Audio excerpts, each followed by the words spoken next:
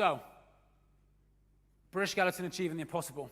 Now, this is an important kind of saying within what we do, and the reason it's important is when our program was set up in 2000 by Simon Timpson, he had no money, GB has no home track, no participation base, no one knows a skeleton, and he stood up in front of UK Sport and said, I want to win an Olympic medal in skeleton, give me some money.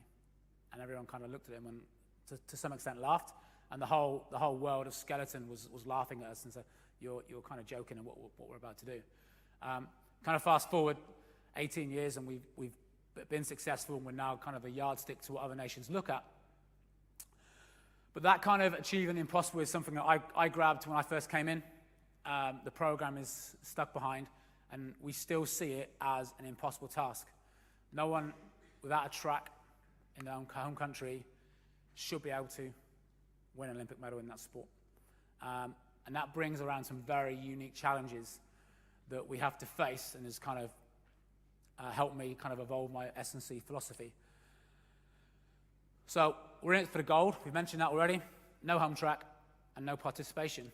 And that is what our program looks like. Novice to Olympic podium. Okay? So let's put a little bit of context into the program here. 18 to 23-year-olds. That's when we recruit. So, okay, so you can frame it how you want. We recycle athletes from other sports. We've probably got 8 years in the sport. It's a brutal sport, okay? Those who are into anatomy, the start aspect of the sport, bent over, flexed, rotated, need to lift high force, not a great position, 6 Gs going through your spine, pressing you into the ice, backs get messed up. So you've probably got 8 years in the sport. So you're going from novice to 8 years. Now I'm going to ask a question, you can shout out an answer if you want to. As an athlete in skeleton, from this point to this point, how long in that 8-year cycle do you think they spent on a sled sliding? Anyone give me a number? Call it days, weeks, whatever you want.